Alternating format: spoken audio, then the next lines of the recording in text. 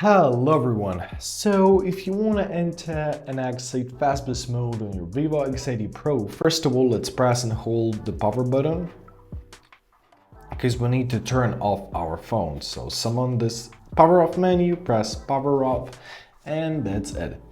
Now let your phone a few seconds to turn off completely, and now you're to hold your power button and your volume down button simultaneously until the Fastboot mode will appear. So let's do this.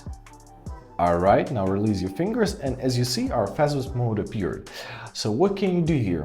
You can reboot your phone, or you can go to recovery mode and you can do a lot of things in recovery mode actually. However, for now I will just choose a reboot. So now you can navigate through this menu using your volume down and volume up buttons, and to make a choice simply press a power button.